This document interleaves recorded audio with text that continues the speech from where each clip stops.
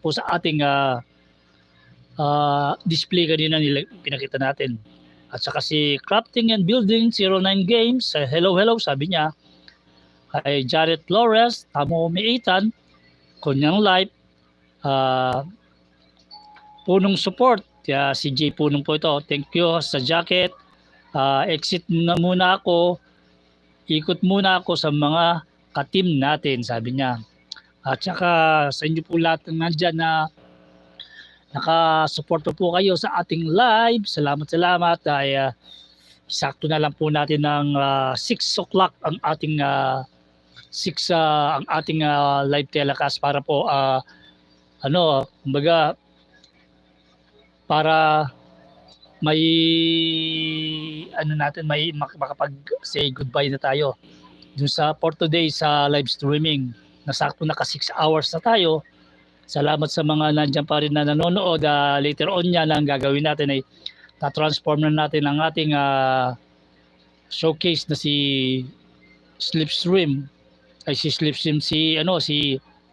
Windblade, Transformer, Robot in Disguise, Windblade, na napakaganda po ng kanyang robot mode, na isa po siya sa pinakamagandang pagkagawang robot mode. Na sa kanya marami pong version kasi na lumabas ang Windblade, at isa po ito sa pinakamasasabi natin na maganda po yung version na Windblade. Makikita niyo po ang kanyang weapon, na itong weapon na po na ito ay painted na po natin yan, kulay violet na sword niya ay pinint po natin yan to look more good. Pati itong niya, dati kasi ito ay kulay black lang lahat. So tanggalin natin yung kanyang pinaka po to, casing ng kanyang sword, na later on ay pwede po ito yung magiging parang part of landing gear niya. Tingnan mo yung naka-orient po ng ganyan yan, kaya pagka isusok niyo yan ay sakto-sakto. Kaya napakaganda po na na ganyan po yung kanyang sword. Yan po ang kanyang sword, na maliban sa sword, pwede pa po siyang incorporate as a gun. Kaya tingnan mo, pag hawak-hawak po niya itong itong mismong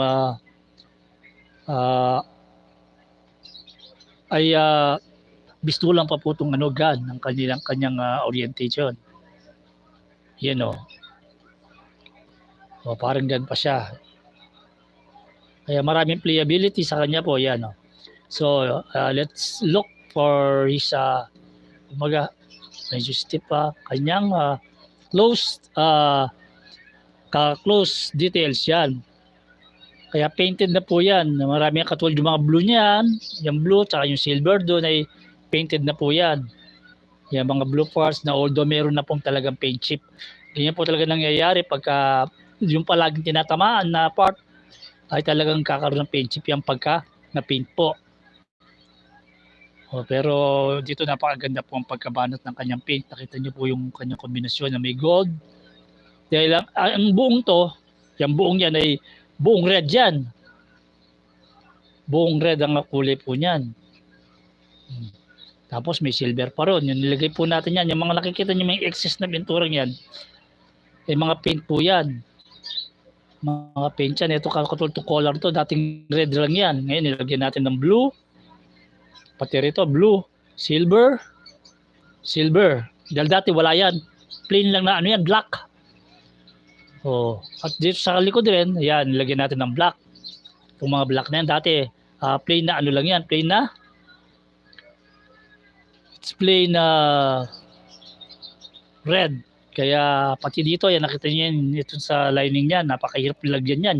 Dahil napakalit na portion na yan, nilagyan natin ng silver lining. Kaya kung titingnan nyo, kung nakakakita kayo ng mga figure na ganitong Windblade na version, 2015 ang nakalagay dun sa ng Hasbro niya, 2015. Kung makakakita kayo ng ganyan, hindi po ganyan ang itsura niya. Halos red lang lahat siya. Red and black po ang kanyang mostly kulay.